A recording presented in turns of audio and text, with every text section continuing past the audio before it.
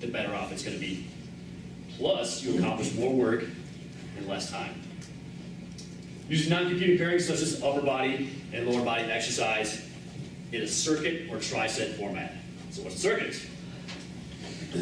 When a circuit group lost significant amounts of body fat, this is how pretty much our boot camp training is performed. So if you guys have seen a boot camp, typically that's a circuit, generally between 3 to 6 exercises on average, going through pretty fast. But there's no difference in strength, peak power, shoulder run performance when you do these circuits. So you're not going to lose a lot of strength that some people think you will when you do circuits, if done properly. Time under tension. This is really the key. So you see a lot of sets and reps and 3 times 12 and all this. What it really boils down to is time under tension. That's really what we're looking for.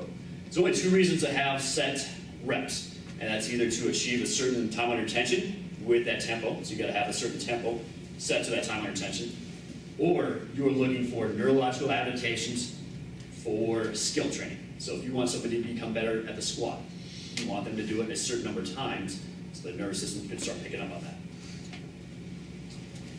Total set time may increase total caloric expenditure.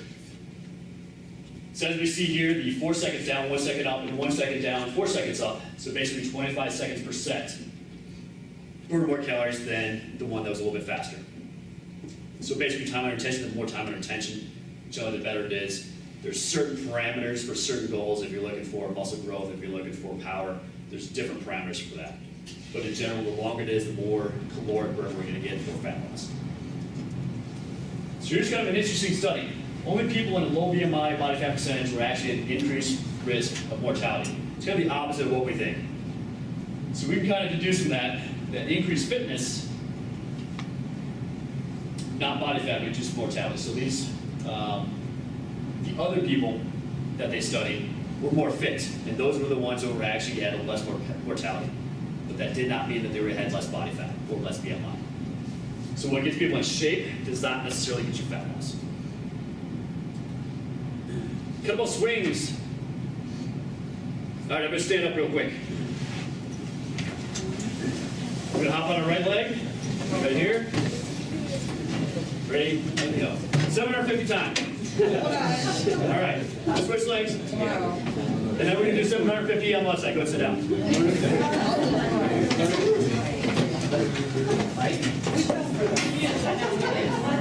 Yes. 2 things, hopping on one leg 750 times is a great training idea for a program. Anybody? What happens if I alternate left, right? Oh, now I'm jogging a mile. Think about that. So you see a lot of trainers like, yeah, I want you to warm up and go do a mile. You just had somebody do 1,500 plyometric steps that may not be ready for. So something to think about. Kettlebell swings may be a safer alternative. As many kettlebell swings as possible in 12 minutes. Subject average 265, average heart rate was 87% max. It's pretty high heart rate. So what does that mean? If you can do 15 seconds on, 15 seconds off, you are going to get the same caloric benefit, basically the same intensity that you would running a 4.5-minute mile. How many of you can do 15 seconds on, 15 seconds off? You're now getting that same intensity that you would if you could run a 4.5-minute mile.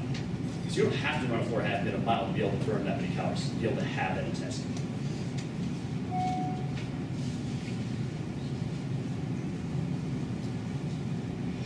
What time is it? I forgot your name. Matt.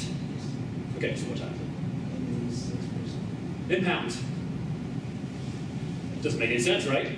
Makes no sense whatsoever. Most caloric formulas are based on aerobic metabolism. EPOC, you kind of heard some of this stuff. It's basically the exercise-induced post-oxygen consumption is a measure of oxygen consumption, therefore aerobic. Resistance training is anaerobic. So we have a problem here. Everything's based on aerobic measurements. It's incorrect. It's like trying to measure time with pounds. It doesn't make sense. It doesn't work. So what happens when you measure correctly? So now not only do we have, hey, I burned this many calories in a workout, and guess what? I stopped burning as soon as I left the gym.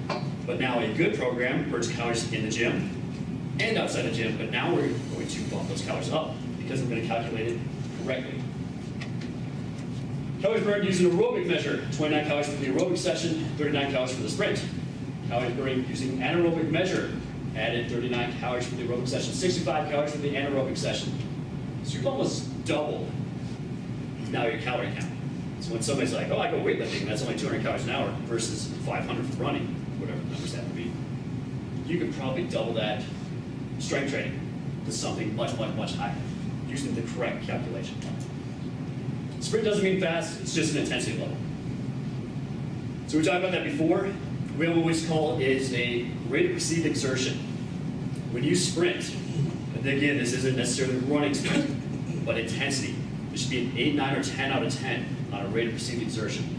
They've done a lot of studies hooking up machines to the actual body and trying to do all the physiological, biological stuff and seeing what the intensity level the machine came up with. And it's almost always very, very close to what the person perceives the exertion level to be. So an 8, 9, or 10 out of 10 on a sprint, it needs to be a life or death fight. It has to be that intense. If you're not feeling like you're being chased by a tiger when you're doing Tabata sets, it's not going to be intense enough to get the results you want. You've got to push it out. Big problem I see, typically here in the springs, is you get a lot of ladies who are like, done the cardio and they've done the classes at the gym for years and years and years. Mentally and physically, they're just not capable of going over 60%. They have no idea what 80, 90, 100% is. It just doesn't exist. It can take upwards of 18 to 24 months of correct sprint training to actually build the physiological and the chemical, biochemical processes to actually be able to hit that 9 or 10. You might be able to hit an 8 in the first year or so, but it may take that long to get all your mitochondria and all that stuff charged up to be able to even hit your genetic potential on that. All right, so we were talking about leptin earlier. Sprint exercise is a leptin signaling mimetic in human skeletal muscle. Who's excited about that? It's pretty exciting. Yeah, there we go. All right. So what does that mean? Sprints may raise leptin through the roof. So what does that mean? More fat burning. So now you don't have to worry about, hey, I'm losing fat, which means I'm losing leptin volume. Now you can use sprints to kind of make up for that. All right, so we're almost done with some of the science stuff. The best way to get lean is intermittent hypoxia. What does that mean? No oxygen. So you can't do it for very long because you're going to pass out. So again, high intensity anaerobic. Second one there, on a G level, intervals can actually start to change the way that we burn fat on the genetic level with sprints. Females, during your PMS and your period weeks, get to the gym no matter what. It's going to help stabilize hormones. You're going to be more efficient at burning fat during this time than any other time during the month. I know, it sucks. The other half of this is you have to resist the carb cravings. If you can pull this off, you will burn more fat throughout the month than you would normally. So you have to get to the gym. Even if it feels like crap, just go do something. Resist the carb cravings as best you can, and you will burn more fat throughout the month than you normally would. That coming from a man. Make sure you're not working again. I'm just telling you what to do. I'm not telling you how you should do it. Okay, we're not trying. If you guys want more information on the whole hormones and stuff like that, Don't come see me. look up Rachel Cosgrove, Female Body Breakthrough, and she's got a whole detailed little spread chart on which months you should peak your cycle with your hormones and all that kind of stuff. And it's very, very interesting stuff. All right. So we're still worried about calories burned. Well, a weight training circuit burns 71% more calories than originally thought using aerobic measures. So again, using the right measurement. Amen to weight training burns somewhere between 159 and 231 calories. So I think we've said, what, 200 calories an hour is typically what weight training was. Now it looks like only 8 minutes. So start calculating that into, well, I'm doing aerobics and I'm burning 500 calories an hour. Guess what? That's going to way beat that out if you're doing 45 minutes of weight training.